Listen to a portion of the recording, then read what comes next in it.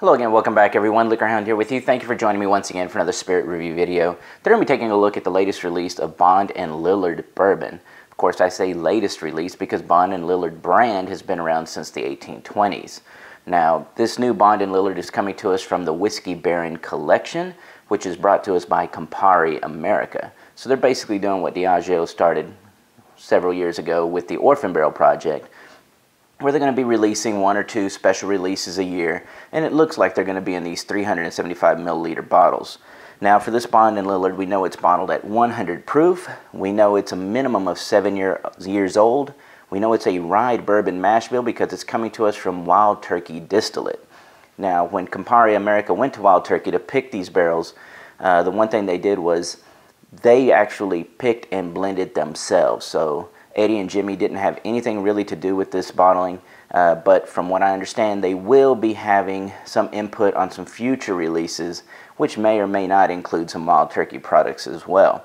Now, Bond and Lillard, the brand, again, goes back to 1820s. It passed through several generations in that family. It actually made it through Prohibition, thanks to the American Medicinal Spirits Company. And then after Prohibition, it actually changed distilleries as the brand name got kind of passed around. And that's what we have here, over here, 1960 Bond and Lillard. Now, when I did a little research on that one, that could have been made at several different distilleries during that time. It could have been Sunnybrook, Hill and Hill, the old Grandad Distillery. There's several back then that it was kind of going through. So we don't know exactly where this 1960 Bond and Lillard came from, but again, this is Wild Turkey Distillate, but they were trying to replicate kind of where this one was coming from. And the way they did that was Campari America actually looked back to 1904 when Bond and Lillard Bourbon actually won the grand prize at the St. Louis World Fair. So back then they went through, looked at those tasting notes and decided, you know what, when we create it again, we're going to try to hit those. And so that's what they did.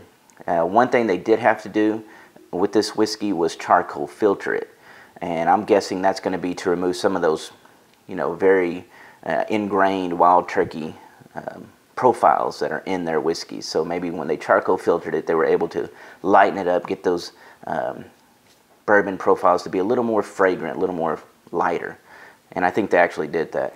Okay, now again, this is 1904 is what they were shooting for. This is 1960. Different distilleries, so I don't imagine, and you can tell by the color, they're more than likely not going to be the similar.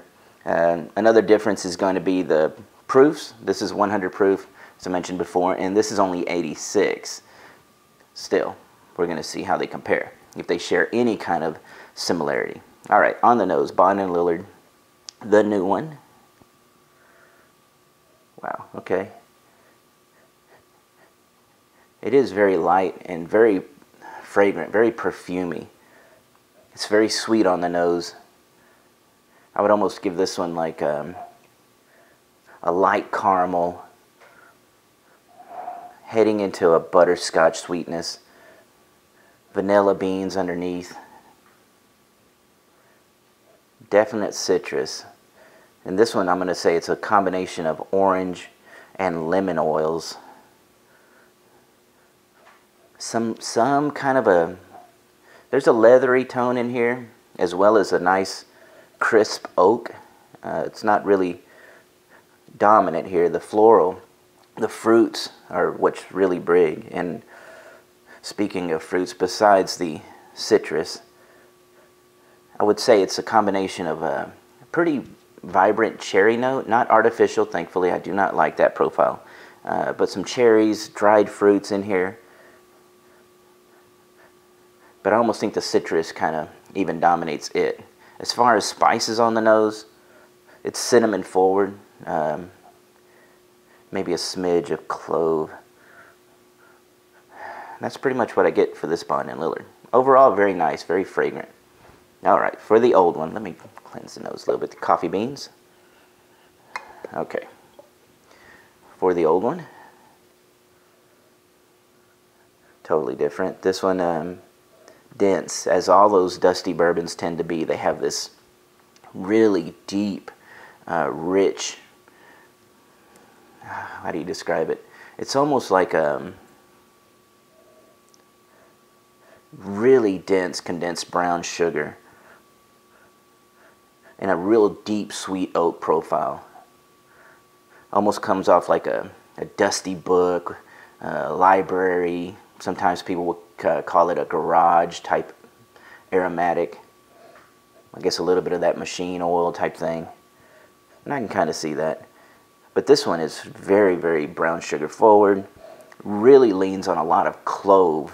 There is almost a little bit of a, I could see a little bit of a orange oil off in this one on the nose. A little cinnamon, but this one's really clove dominant. And a really rich sweet oak on the back end with probably like a, what was that? Yeah, it's almost like a furniture polish or a leather tobacco note in there. Really, really nice. All right, let's go ahead and get to the tasting. The new Bond and Lillard.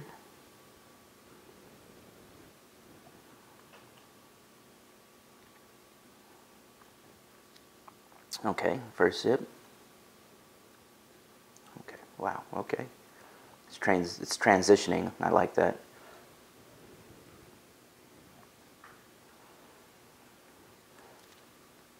So as it enters, this one, good medium viscosity. Fairly, I would say it's decently oiled. So it kind of coats the palate really nicely. As it enters, the first thing you are hit with, just like the nose, is that sweetness. Fairly creamy. It enters and you get that light caramel butterscotch combination. Goes down and you start getting the dried fruits. That orange and lemon definitely are in there, kind of popping up there in there with those fruits. Cinnamon swells on the mid palate. A little bit of clove, just like it knows. But the swell of cinnamon is pretty, I'm not going to say it's really super intense, but it's definitely noticeable as it comes on the mid palate. Let's go ahead and run it through.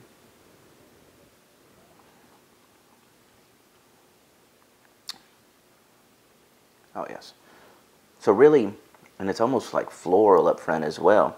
Fruity floral, sweet caramel butterscotch up front, cinnamon swell. Starting to, as it rolls over just past the cinnamon and clove, it starts to roll over and get a little bit drying, but you're also leading into a real nice new leather and tobacco leaf note on the back end. So it really does change after that mid palate from what it was up front. And it dries out a little bit as you're starting to get oak tannins and an oakiness on the back end that kind of rides pretty nicely. Overall, if you were to taste this blind, I don't think you would pick it out as Wild Turkey distillate. It's pretty unique in that sense. Now that I've had it, I'll have to add that to my memory, is this could be Wild Turkey, but it doesn't really come off it when you're tasting it. But again, I think that charcoal filtering really had a lot to do with that. All right. Overall, $50 for this half bottle.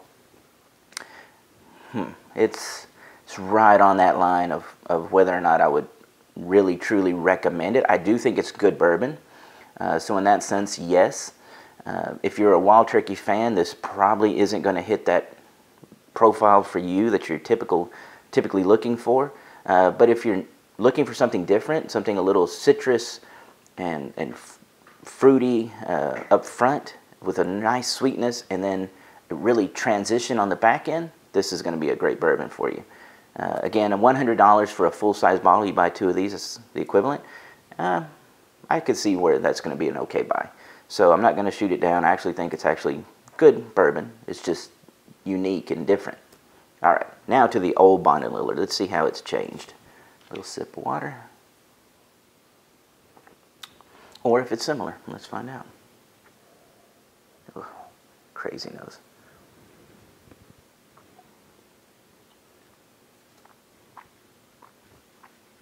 Wow. Yeah. That's different.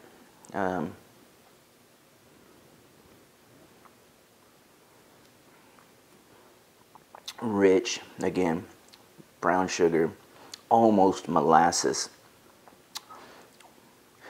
dried dark fruits or dried stone fruits mixed in.